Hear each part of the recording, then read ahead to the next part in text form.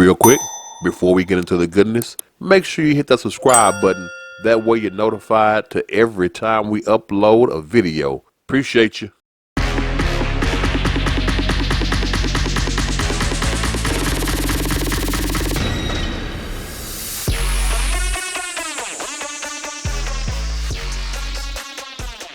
Okay, so the last time I spoke on this, it was just the writers striking.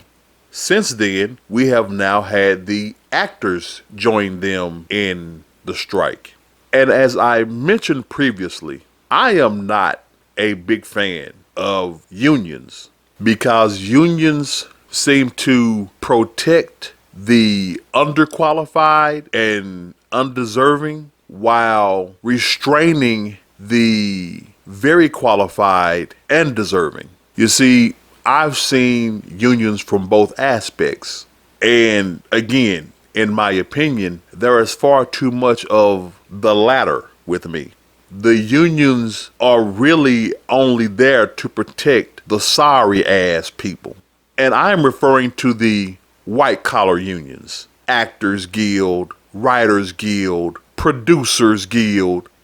Get the fuck out of here. You want to talk about a place where I see the value in unions? Coal miners, pipe layers, things like that. But I digress, going a little bit too far off topic. Let's talk about Hollywood. The fact that the actors and writers are striking means not a damn thing. Absolutely nothing. Nothing of value is lost here. Now, what both parties are learning is you're not as special as you thought you were. No, you are not as special as you believed yourselves to be. Ricky Gervais told y'all in one of the most epic monologues in all of Hollywood and television history. Well, you say you're woke, but the companies you work for, unbelievable. Apple, Amazon, Disney. If ISIS started a streaming service, you'd call your agent, wouldn't you? So, if you do win an award tonight, don't use it as a platform to make a political speech, right? You're in no position to lecture the public about anything. You know nothing about the real world. Most of you spent less time in school than Greta Thunberg. So, if you win, right, come up, accept your little award, thank your agent and your God, and fuck off, okay? You heard him. Essentially, you're all elites. You're trying to preach to people who don't give a shit about your opinion or your politics or your lifestyle because you know nothing about theirs. In your minds, they/we are beneath you. So why would we give a if you work again or not? You don't give a if we work, yet you try to preach to us and tell us how to live our lives. That's what Ricky Gervais was saying. So let me start with the writers. They are having the greatest of conniption fits because they are learning we're not special. No, you're not. Let's see. What has happened since the writers have been on strike that we give a damn about? Bitch, what'd I just say? Oh, that's right. I already said it. Not a damn thing. Late night TV shows? Psh, look at the ratings across the board for late night television. They were on their way out the door anyway. And then, have y'all seen what Hollywood is putting out in the form of television and movie entertainment?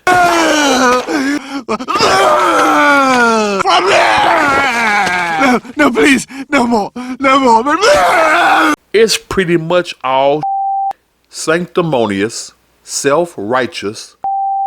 People forgot how to do, what do they call that again? Entertain. Yeah, that was it. That's it. They're too busy preaching their ideology, thinking that we give a single, solitary No. No. Hell no. No. I refuse. No. We do not. So, with that said, let me read to you from an article in the New York Times. The topic is, How TV writing became a dead-end job. Ain't that a Sheer fucking hubris. They just think so highly of themselves, don't they? Having something that you write and create seen by millions, if not millions, at least hundreds of thousands of people, and that's somehow a dead-end job.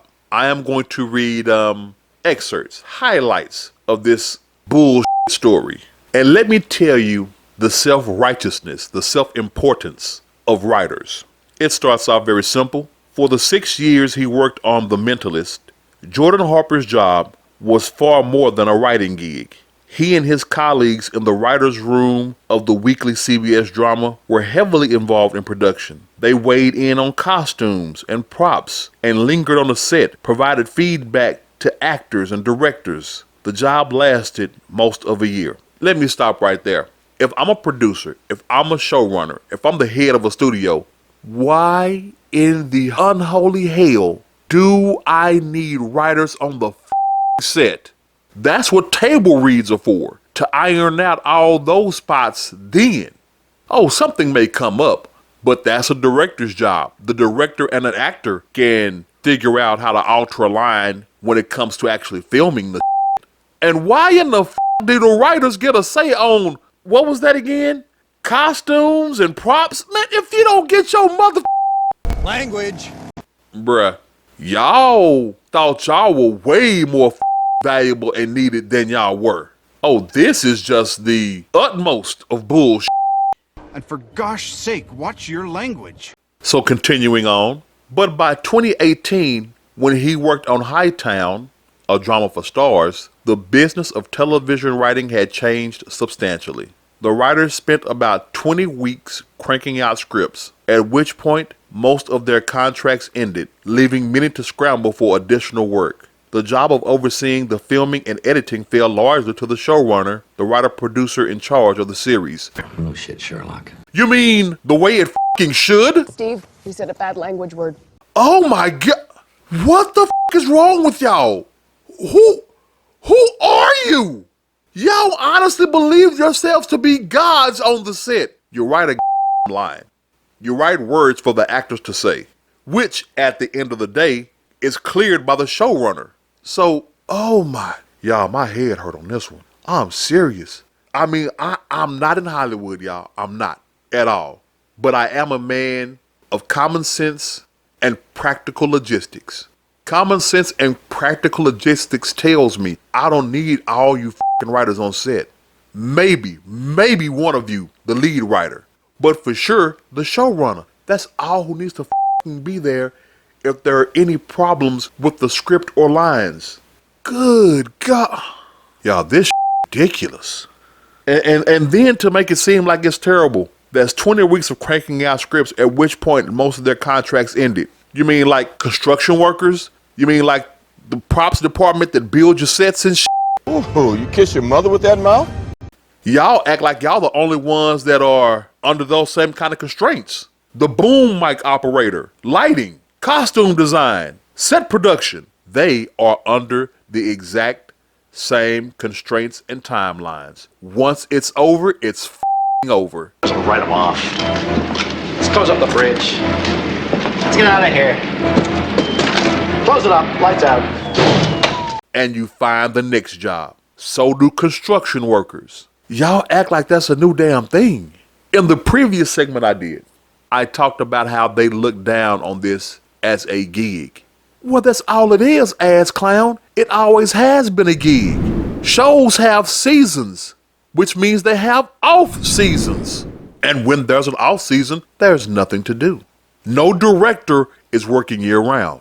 Hollywood is one big gig economy. Unless you're a studio head, then he has to manage shit year round.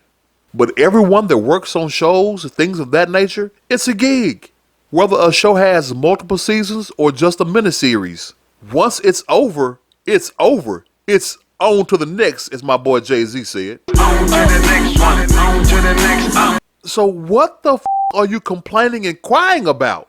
See, I'm not sure if y'all know this, so I don't mind repeating it. One of the things that the writers are demanding is a certain set number of writers in the writer's room with a certain set amount of weeks to work, which means that a studio, a show could be saddled with more writers than they need for longer than they need. And that makes no fucking sense. Can y'all see construction workers still trying to work on a building when it's finished? I'm talking about when it's fully complete, everything's done, moved into. Can you see them still working on it when everything's finished? No, you can't. Why are you still hammering on the wall and it's already put up? What the fuck is that? This writer's strike is looking more and more asinine the longer it goes on. And the problem is the writers are now seeing how unimportant they are. And they're having a hard time coming to grips with that. Now, the only thing that I will agree with the writers on one of their strike demands is better residuals on streaming. I fully agree with that. The studios are hiding numbers from the writers about how well their shows may or may not be doing. That's not right. If they're doing well, pay them. If they're not, let their ass go. Y'all do know, writers, that you can actually count on one hand the shows that actually deserve high paid writers. There are only a handful of shows, maybe 5 shows that are actually worth a damn that the writers deserve to get big bucks. Other than that, it's show after show after show. No one wants to deal with that bull. No one. Would you keep paying a maid if they do a piss poor job of cleaning your house? No. Then why would I continue to pay writers that are writing me shows? Now, in this article, particularly the comments section, that's where things get a little more interesting. One comment in particular, because it had been mentioned before that writers earn about $4,000 a week. And they say $4,000 a week means that if a writer works 24 weeks a year, she is making more than most people working full-time year-round. Given the exceedingly low quality of what they produce, I'd say that they are massively overpaid. No sympathy for either side of this issue. Let Hollywood disappear forever.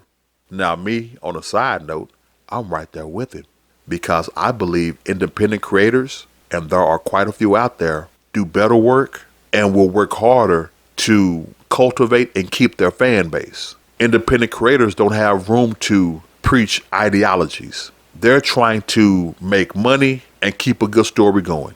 Now, in response to that comment, this young lady, Lori, responded and said, $4,000 a week is not take-home pay.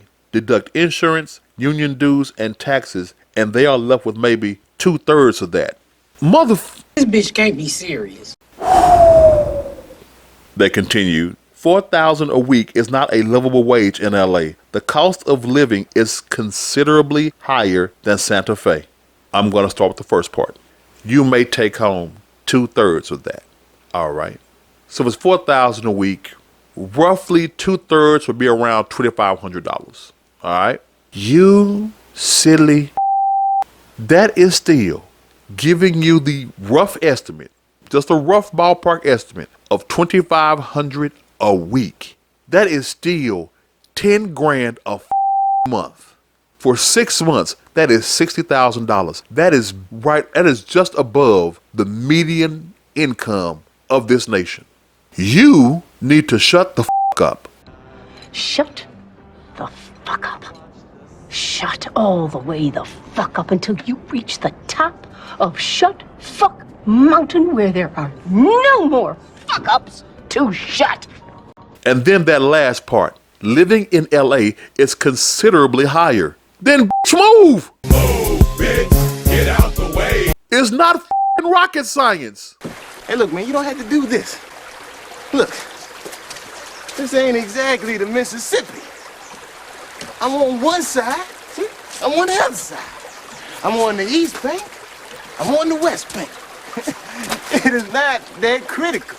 You make enough to tear your ass. A lot of stars have moved the out of LA. Hell, most of the people have moved the out of California. If you don't believe me, ask U-Haul. You don't have to live there to work there. If you are a good writer, you can fly up when need be. If you only need 6 months, get your hotel for 6 months. You're making more than enough. And so far as all those deductions, I can help you out with one of them. Get the out the union. Let the good writers set their own prices. As a matter of fact, let everyone set their own prices. It's a free market. If you're good, you'll get paid for it. If you're bad, same rule applies. Either way, you're not pigeonholed to this shit. And you cannot and simply will not get the average man to feel y'all pain on this strike. So miss us with it. Hey, I hope you have enjoyed that YouTube exclusive video. That is a small segment from our podcast, Free Mind Thinkers, which can be found on all places that you may download your favorite podcast, including iHeartRadio, Spotify, Google Podcasts, and any place else you choose to download your podcast. If you want to see Rumble exclusive videos, you can check us out over there, where you have exclusive content from the shows as well. Until the next time, remember to stand up, stand out, think differently.